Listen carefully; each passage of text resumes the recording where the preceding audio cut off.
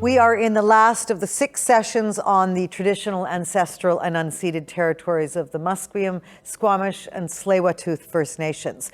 We thought the best way to conclude this series was to take a page from the Truth and Reconciliation Commission, more like the Commission's final page, and 94 calls to action. All 94 are worth reading, but the Commission very smartly grouped them together into common themes. So Kathleen and Phil, let's start with calls to action 1 to 5. They all have to do with the welfare of the child. Why is that so important in the top 5 as a starting point? Well, the whole issue of the residential school experience has to do with children, the welfare of children, and the good of children, generations of children. The TRC would have never come into existence. We would have never heard the 94 calls to action. We would have never been advised that we had a hill to climb.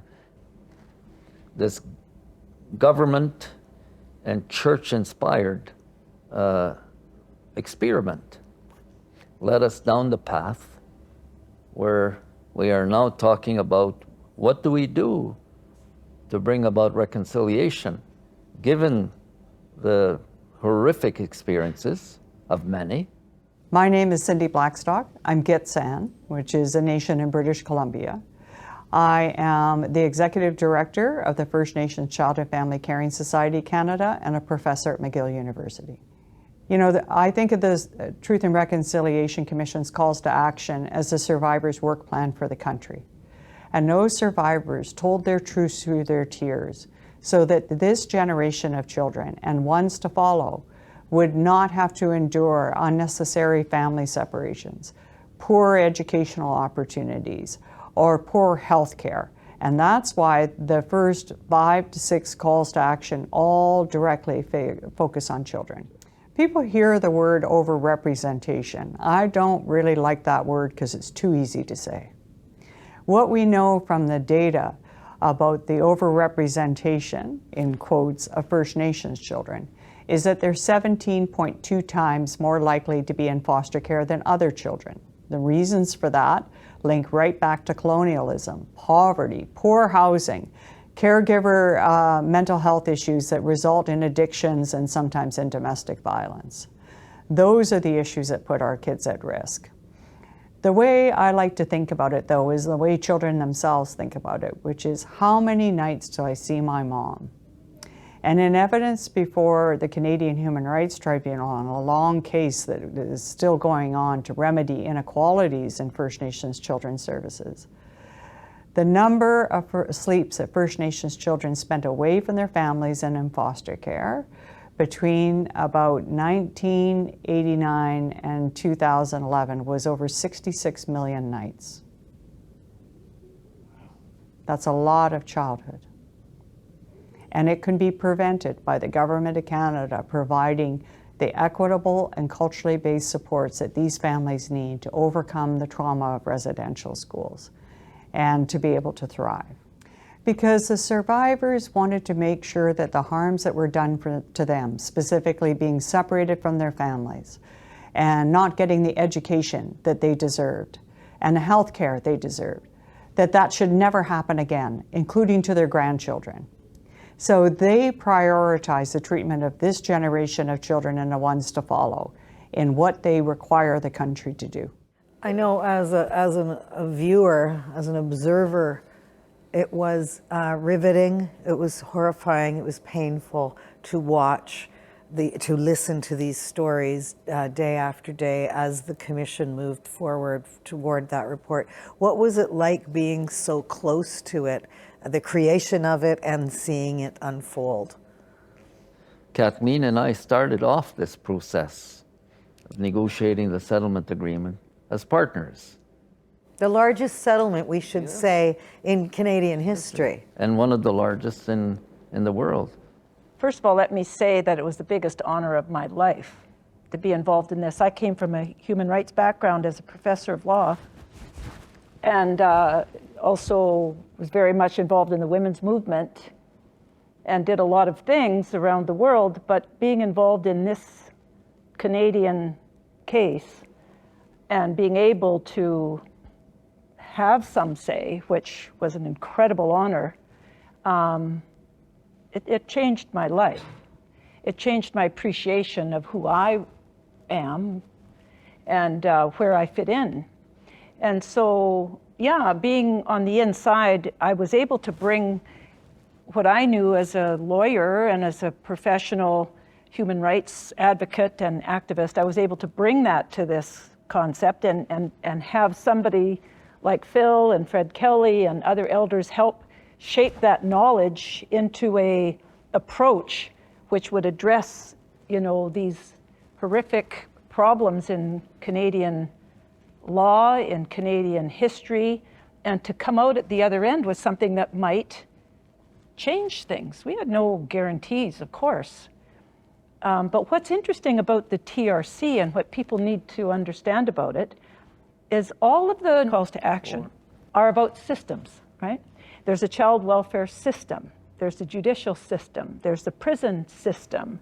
There's the private sector. There's the healthcare system. They're all systems. And the reason they're in the 94 calls to action is because all of those systems have worked against Indigenous peoples. And the 94 calls to action address how we can change those systems. We can change them through educating ourselves about our own history, about Indigenous cultures and values. We can learn about why those things happened the way they did and what is the path we can go forward with that would avoid the mistakes of the past.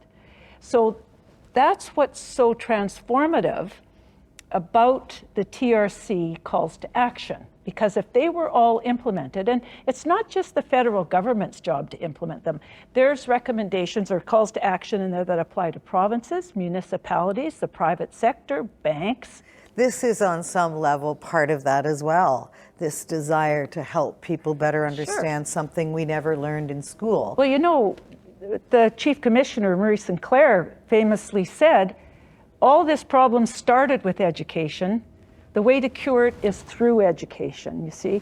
So education is absolutely vital. And when we can see the 94 calls to action address education, they talk about children from K to 12 and then university, from undergraduate right through to graduate studies, being made aware of where they are in the Canadian world, you know, of history and law and education, and look at any discipline, medicine. All of those disciplines have had their systemic problems with respect to Indigenous peoples. So education throughout the entire system of education that we have has to address these things. Preserving language and culture was part of that call to action on education. And the TRC really highlights the risk of erosion on both fronts. Explain that. Language encompasses or holds everything that we are as a peoples. Our customs, our traditions, our histories, those are all part of the language that we speak, the various tribes speak, I should say. And because of very deliberate programs and policies and actions on the part of successive governments, including through vehicle of residential schools, our languages, every language, including the ones that remain strong today, Ojibwe, Cree, and Inuktitut, are in the process of extinction. And when you lose your language, you lose everything that the language represents. And so the residential school experience, the residential school experiment, I would call it at this point, was very successful in terms of language disruption. the disappearance of Indigenous languages, because as I said, most are in various stages of extinction. They're disappearing, fast disappearing. And how do we go back and retrieve and reclaim our languages? How do we relearn the languages, our languages, that are so important not just to us, but the country? If we lose one language, it's a loss not just to the people whose language has been lost, but it's a loss to the country. Now, let's see if French was somehow on the verge of disappearing from Canada or from Quebec. It has a homeland. The language has a homeland. It's France, right? English, same thing. Well, the province also has laws to Yes. protect the Well, language. and that isn't so in our case. We have a language institute, but there's no law in the books that protect Indigenous languages. So we've talked about self-governance, self-determination. Should that independence also apply to education? Of course, it's essential. It's essential, especially and most importantly, that it be based on language and culture from the various cultural interests, Indigenous cultural interests. Well, there has to be a willingness on the part of government as well to support it. Because if you look at the data, for example, against the preservation of French and English, the budget for that is $380 million per year. The budget for the preservation of Indigenous languages is about $9 million. If you look at up north, in Nunavut, there's a very small minority of French people that live there, but there's a per capita funding of $4,000 per person if you're French Canadian, but if you're Inuit, there's $44. So let's talk about preservation of languages in a serious way.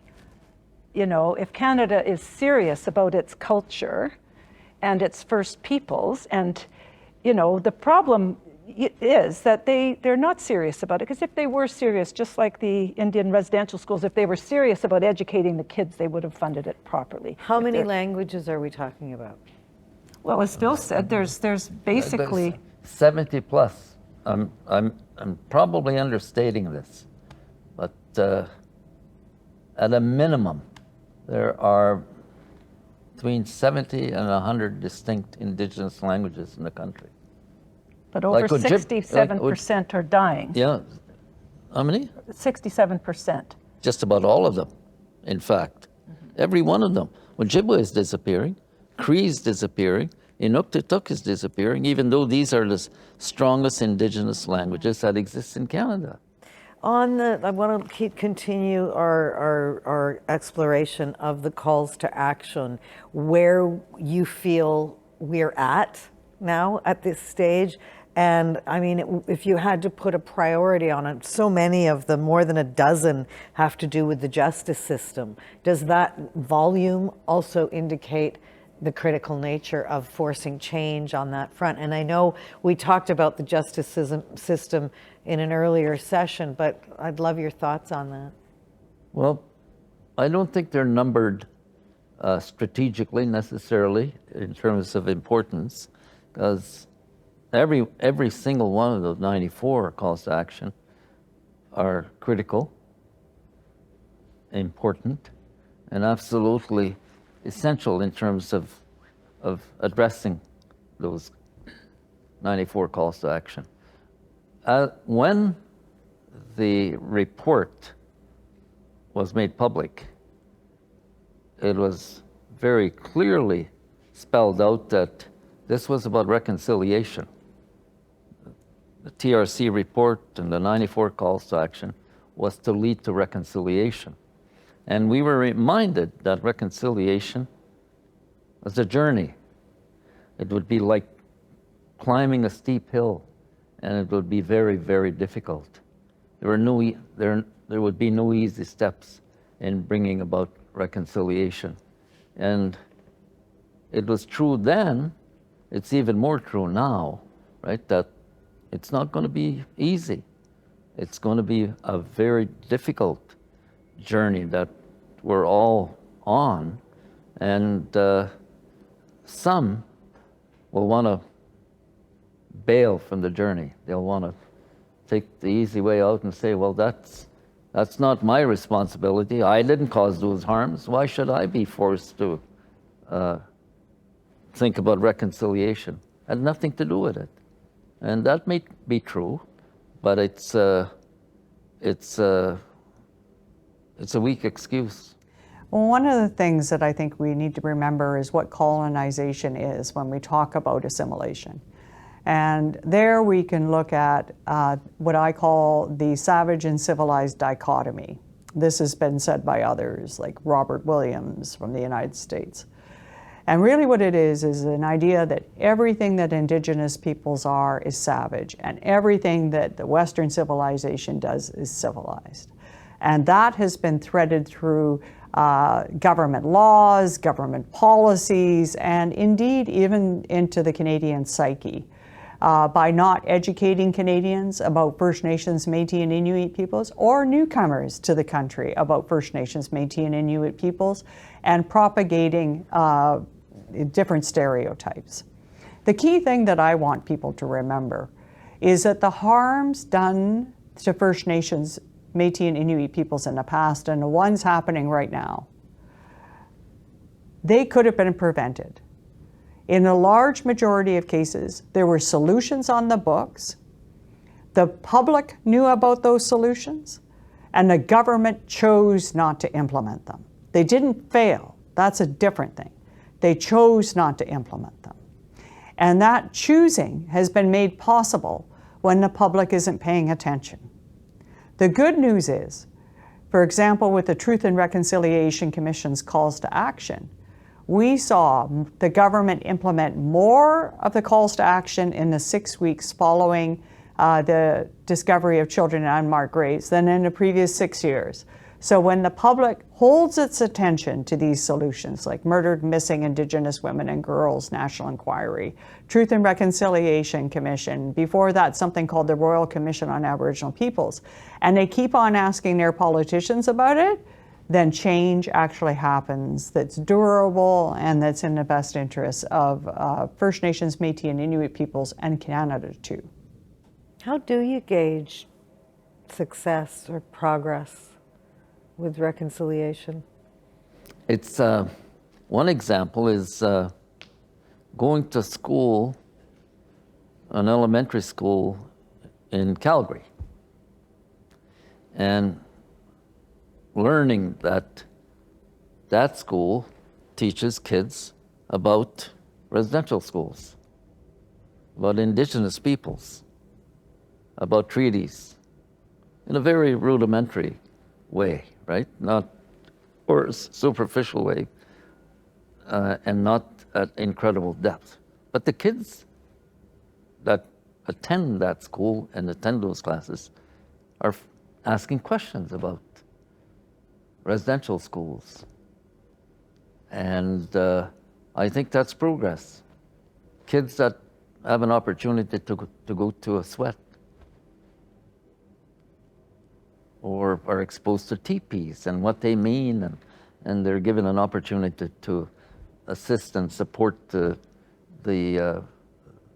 gentleman that designed the teepee, So and to erect it. And you know, that's educate in a way rather than it be sort of a spectacle, be a culture, be a lesson learned. And I think you're right. That is definitely a sign of progress. And the other one too, I think, is really important. We have immersion schools now in places like Winnipeg, Ojibwe immersion schools, Cree immersion schools. There are language classes at the University of Manitoba in Ojibwe and Cree, and so there is progress, but it has to be a concerted effort, absolutely, and that. Well, universities are making a difference too. I mean, that's my world. And we can see changes in curriculum, for example. We can see changes in hiring practices, changes in qualifications for entry into a program, changes in scholarships. So again, the systems of running universities have systemically discriminated against Indigenous people. So those systems are being addressed, and that's progress. That's huge progress. In my specific profession of the law, I mean, the law is the most powerful system we have. That's what controls people's behavior, right? And when the law itself is a system that discriminates against a race of people in your country, and furthermore, the first peoples of the country, there's something absolutely organically and fundamentally wrong. So what we're seeing is things like the University of Victoria, which is now producing students with a degree in Indigenous law, along with their common law degree. So we're actually seeing practitioners now of Indigenous law. We see a tremendous faculty at that particular university, but it's not the only one. UBC has a great program. York has a good program. Most law schools, including my own, teach Indigenous law now. So that's progress because, you know, we've talked about judicial decisions, we've talked about statutes, we've talked about police. All of those people are in the justice system, and they make it possible for discrimination to happen. They can also make it possible for human rights to happen when things change. So, you know, one really interesting example was the settlement agreement, where we were talking law, yes, about personal injury and about all this abuse to individual kids, but when it came to the TRC, when it came to healing funds, when it came to commemoration, when it came to language and culture, the lawyers were not there. There were 80 lawyers around the table talking about personal injury, which is what we teach in law school, and that's what gets you money.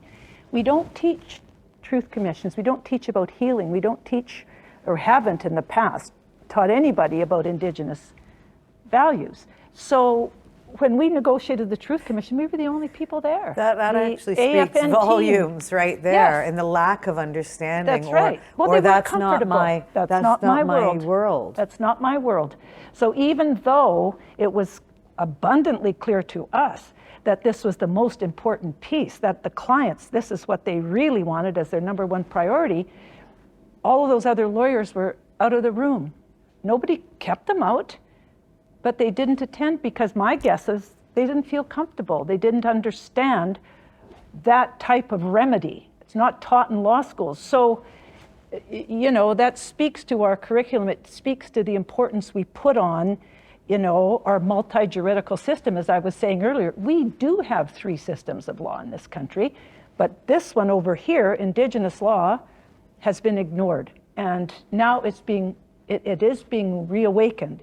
And you asked us earlier too, what is Indigenous law? Well, in many communities, it disappeared because it wasn't used and nobody respected it. Now it's being revitalized, and a lot of these PhD students are going out, listening to the stories of the elders and figuring out what principles are embedded in these stories that they can then write down and codify as principles of Indigenous law. And there's now books that set out Cree principles of law, for example. It's available in the bookstore. You know, justice was part of it, healthcare as well, also one of the calls to action. And it's fascinating, the Canadian healthcare system, and I just wonder if it's at odds with Indigenous medical practices. No. Obviously, when you or I get sick, we want to heal, right? But healing isn't necessarily a concept that works its way into medical practice, that you just get treated. And if you come out at the end of the day better than when you went in, you have healed. But there isn't that notion of the other parts of your life that might need healing that have perhaps led to your injury or your disease. So there's no reason why these 2 systems of medical understanding couldn't work. I mean, we've done it with Chinese medicine. It used to be Chinese medicines, doctors, medical doctors were thought to be, you know, some esoteric weird thing. I happen to have a cousin who is a Chinese medical doctor, and she can treat people that are ill, and they can go to the hospital and ask for a Chinese practitioner to come and work with the mainstream practitioners to help a person's holistic reality, to help them heal in a good way. So, you know, there's no reason why Indigenous healers can't be included. They're not antithetical to medical practice. You know, and in fact, here in Vancouver at St. Paul's Hospital, there's Indigenous people, elders will come in and talk to patients and engage with them. That never happened before. That's new. That's Isn't part that a of result, reconciliation. though, of surveys they did at that hospital and other hospitals where they could clearly identify if an Indigenous person came into the emergency room, they were treated differently than a non-Indigenous person. And it was horrifying even to staff. So where does racism, just racism, fit in here as a way of the biggest question on how to reverse that and for equal treatment? Well, you have to deal with it, and we have tools to deal with that. I mean, when racism happens, as it did in this horrible case in Winnipeg, where a man died waiting for treatment in emergency after 2 days of sitting in his wheelchair, we do have mechanisms to deal with that through human rights legislation, through criminal code legislation, but we should also turn to the Indigenous community and say, how can we prevent this? Where is there systems engaged where an Indigenous person can be absolutely assured of getting the help that they need? And that speaks to establishing Indigenous health authorities. And BC has an Indigenous health authority. Manitoba's working in that direction. So, you know, there's ways in which to deal with that, but we're in the infant stages of those developments. But this is part of all of this is part of reconciliation, because what reconciliation means is you're looking at what was taken away from the in this case, the race of people. What did the dominant society do to injure and harm those people, and what can we do to reconcile those harms? And that's what the TRC is dealing with its systemic approach, because it's the systems that were put in place that has done all the harm. Phil, do you want to weigh in as well on that same question of if the core of this is racism? What do we do with the racists? Racism is the result of ignorance, not knowing. And so the most effective way to deal with racism is through education and information. If we're talking about the general scheme of things, it's through public education and public information. And you can't impose yourself on racists. Right? They'll push back, and they usually do. But if you're deliberate in your actions in reaching out to people, I think that is far better than being very direct and imposing on others. Racism, my God, it's not an easy subject. It takes real time to understand racism and what it means and why someone is racist and another isn't. It's also at the core, though, of this entire history, this entire Indigenous history, and the last 6 episodes where we've talked about what is the core of it. It's eradicating a culture. So part of it, as far as progress goes, was getting an apology from the Pope, certainly. But I just wonder, beyond the church, are there any more asks for the government at this point? Well, the single biggest challenge that we face as a country is mass poverty in First Nation communities. So the challenge is the eradication of mass poverty in First Nation communities. If we can manage that, we can take on any issue that has challenged successive governments in every part of the country. Indians are poor everywhere. First Nations people, Indigenous peoples, are poor in every part of the country, the poorest of the poor. And there's no single reason, there's no one reason why they are, other than the underlying issue is racism.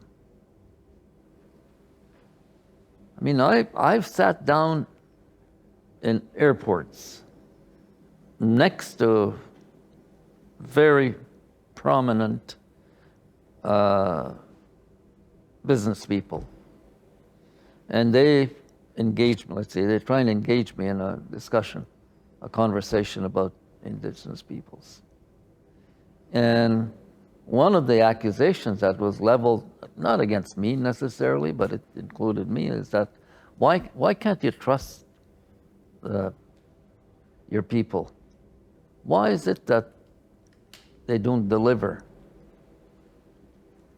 Why is it that they steal? Why is it that they end up in jail?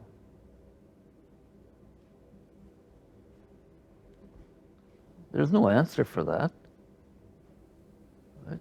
The guy, that person wanted to be, to represent himself as a thoughtful person that considered all of the issues in a very thoughtful way, but he was a racist jerk, and he didn't know it. Right? He thought he had the answers, but he didn't. What are you going to do? Quite often I just say to myself, I'm not going to waste my time with this person. It's not worth it. But then if you think about it, he may be one of hundreds, if not thousands, of people that think the same way he does. And so what do we do? Well, I guess the question then is, what is the obligation of engaged non-Indigenous people to do our part as well? And Kathleen, having been so close to this, what would you say as far as advice goes to people who are engaged, who are watching this, who do care, and who do want a positive future, who don't want to see the poverty levels and the stats that we've been talking about? Well, I could tell you a little story that came out of a conference that I organized on truth commissions. And I invited a person from South Africa to come to the conference, and his name was Bogadi Finta. He was a commissioner on the South African Truth Commission. And he told this story. And the story was about a man called Thabo, who had a cow. And there was a man called Mr. White who came and took Thabo's cow. But he didn't pay for it. He just took it. It had a devastating effect on Thabo because he could no longer feed his children. He could no longer earn an income so that they could get educated. He could no longer maintain a safe home for his kids. So along came the Truth Commission. And Mr. White came to visit Mr. Thabo, invited him in. They chatted, they had a cup of tea, they told a few jokes. They hugged, they said, he walked him to the gate, and before he left, Thabo said to Mr. White, well, what about the cow? And Mr. White scolded Mr. Thabo in an angry voice and said, Mr. Thabo, this is not about the cow. This is about reconciliation. So I like that story because in a very simple way, it talks about what we have to do to contemplate reconciliation. What about the cow? See? And that brings us back to the treaties. It brings us back to the land issue. It brings us back to self-determination. It brings us back to residential schools. All of those things. It brings us back to sharing the resources of Canada, which made us one of the most wealthy countries and privileged countries in the world that has this tremendous poverty that can be identified in the people we took that wealth away from. So asking what about the cow, I think, can guide us non-Indigenous people as to what reconciliation must have to mean, regardless of who you are. If you're in the media, if you're in the legal profession, wherever you happen to be, you can ask yourself that question, because all of us have benefited from the cow.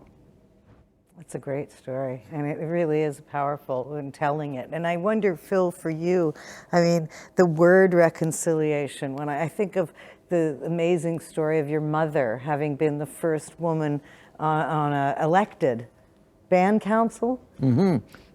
June 1952. 1952, I'm pretty sure the term reconciliation wasn't on anybody's lip. No, it's, she was elected and first woman.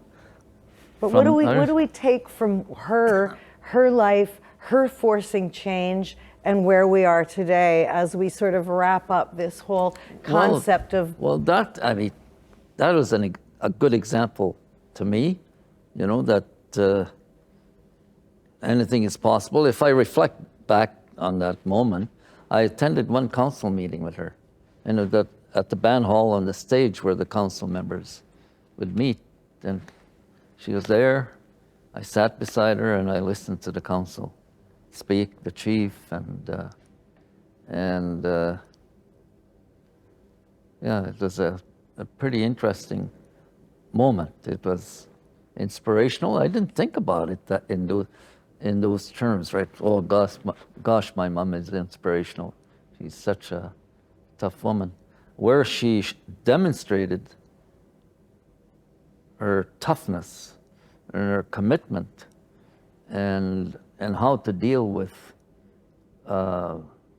people that appear to have power over you was when the hydro man came to our place on the reserve to turn off the power to our house because my mom single mom hadn't paid the hydro bill. And so the hydro man climbed the hydro pole. You know, and they have those, they're pretty fancily dressed. Those fancy boots. Yeah. And switched off, and that's how they did it in those days. Switch off the power from top of the hydro pole. Then saw my mom down there at the bottom with her broom. And he had been coming down, but he had looked down, and he thought, oh. He climbed back up. That's restorative justice. Switched back that, and came down, and he said to my mother, "See you, Mrs. Fontaine." I bring her up at the very last of our discussions because I think that is an example of how change can happen. One person can force change. And now what would your advice be for the Indigenous community as well as we try to move forward and force change? Pay your hydro bill.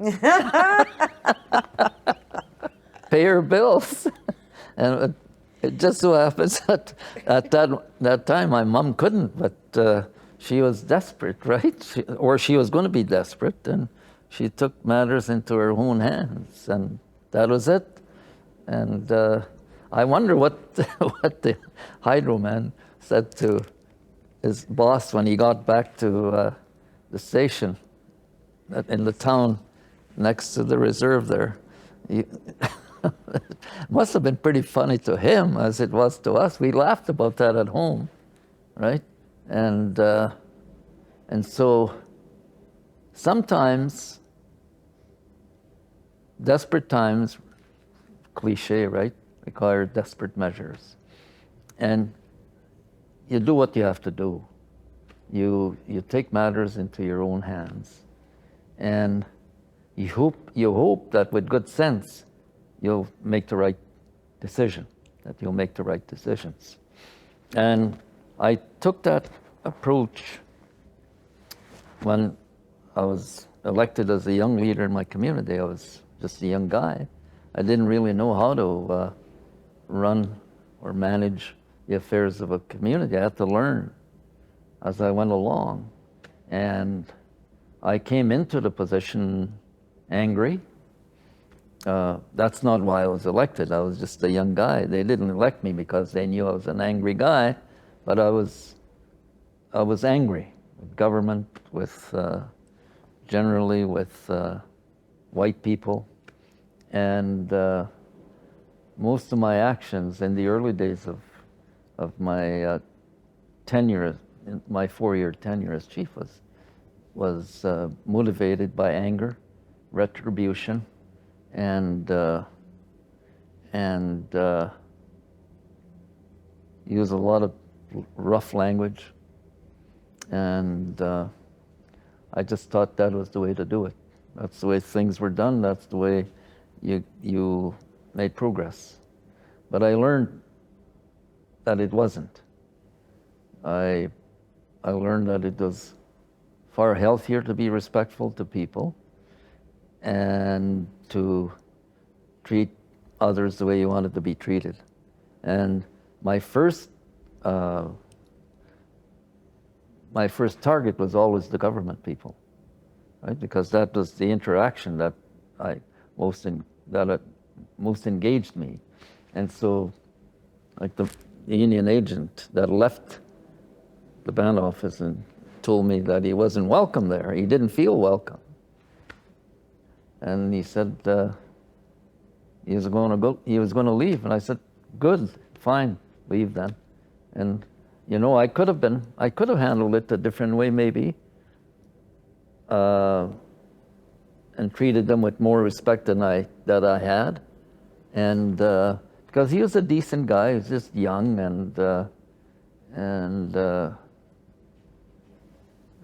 I remember being at a meeting with him. I mean, he didn't know any more than I did, but we never really crossed paths professionally after he left the community. I'd see him maybe in the office in Winnipeg, just hello, and that would be it.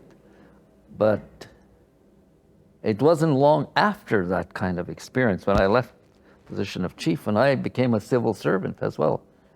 I joined the public service, went to the Yukon, and I had to deal with tough issues. And people, my brothers and sisters, in a sense, taking runs at me, tough ones, at public meetings. And I had to sit there and take it, right? Because most of the time they were right. And they also thought that the best way to deal with people like Phil here, this Indian agent guy, is to be rough and tough on them. And That's a full circle yes, story right there. It wasn't easy. My last meeting in the Yukon was the toughest meeting I had up there, and I was, you know, in a room full of community members, and the chief was a rough talking guy, tough guy, and he showed all of his toughness and how rough he was towards me that evening. And it didn't matter what I said to him, didn't matter what I said to try and reassure him, he was taking none of it. And that is fine, right? One of the people that worked for me was an First Nation guy from Ontario. He said, don't worry about him. That's just his style. It's just a stylistic kind of thing. And years later, I was national chief. I came across this guy, right? Different setting, different circumstances, and he was as nice as could be to me, right?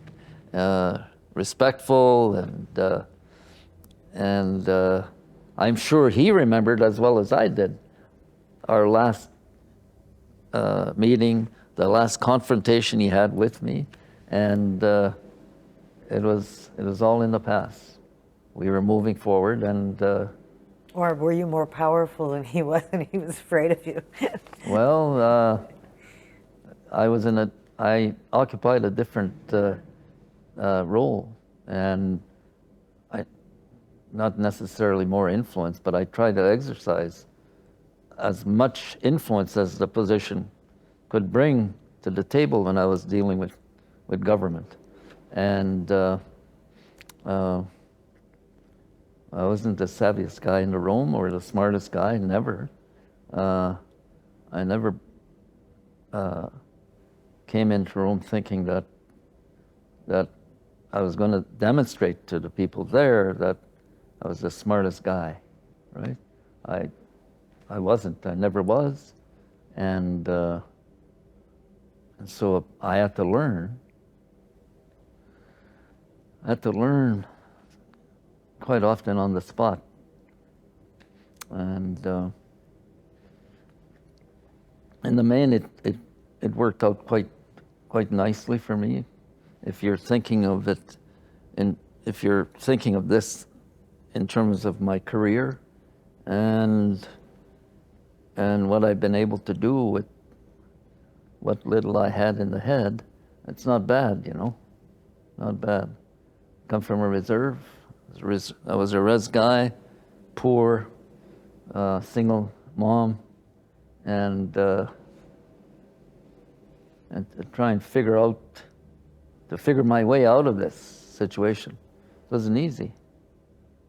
I became like many of my relatives and friends. I got hooked on alcohol, right? Became an alcoholic. I drank and eventually quit, and it became too much of a burden on my family, mostly my family. And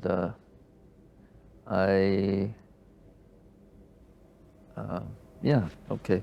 But the importance of what you're telling right now, the truth of it, this whole project is called Understanding Indigenous History, and you have just in one sentence explained so many of the issues, and now the question is, what's the one thing we can all do to find that path forward? I think we have to be open-minded. We have to be, be accepting of others that are different, that behave differently than you're used to, that speak a different language, that may be from a different culture, and accept those differences with respect, with truthfulness, and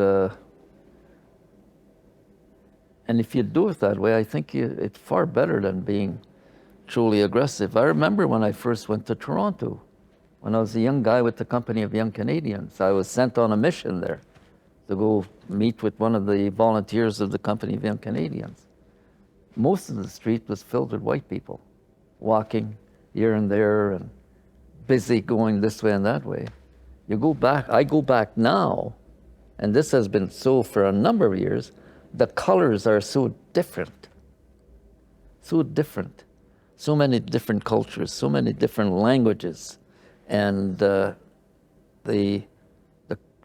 attitudes are different as well because of the cultural differences. And that's true in most every big city in the country. And Nelson, I mean, for the longest time, when we would spend our summers in Nelson, we only saw white, mostly white people, very few people of color. Now, it's an incredibly diverse community that has emerged in Nelson. We were in Iceland months ago, and Iceland is predominantly white from the Viking heritage. They have Viking heritage there, very strong. We only saw 2 African American people there, 2 women. One was a renowned human rights lawyer in Iceland. The other had a very popular TikTok show.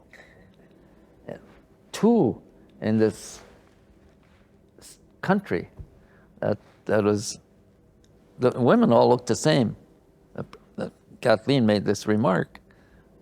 to us in our little group that the women are so incredibly beautiful. They all look the same. The men, not so much. That's normal. That's in normal society. But that was one of the most striking features of Wow. Iceland. And that's the way they've lived for years and years and years. Now it's changing with 2 people. It's amazing. Maybe when Gotta we go start back somewhere. the next time, maybe 5 or 10. Nelson is really different now from your time as a young woman there.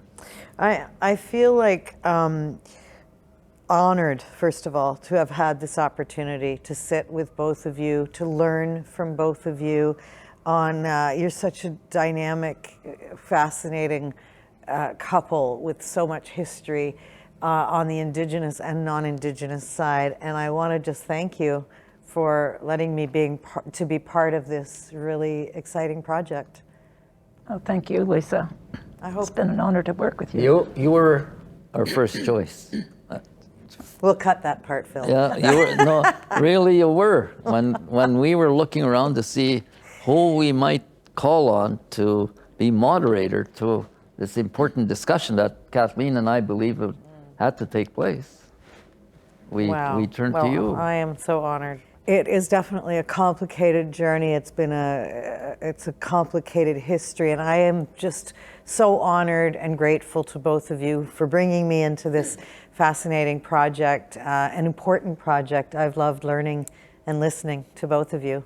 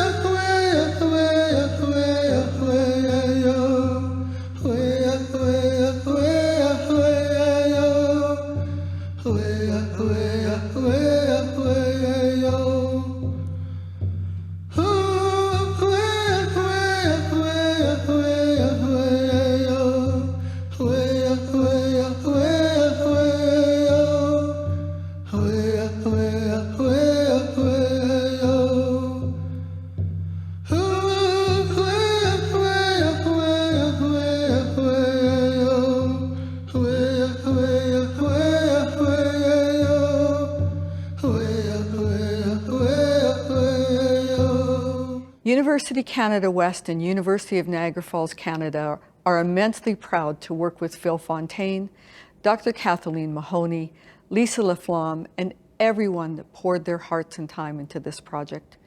We believe in the power of knowledge and the importance of the truth. This endeavor is vital, not just for our universities, but for our nation. It's a step towards acknowledging past wrongs and fostering respect and paving a way for a better future, a more inclusive future. Let's continue to learn and grow together. Thank you for being part of this transformative journey.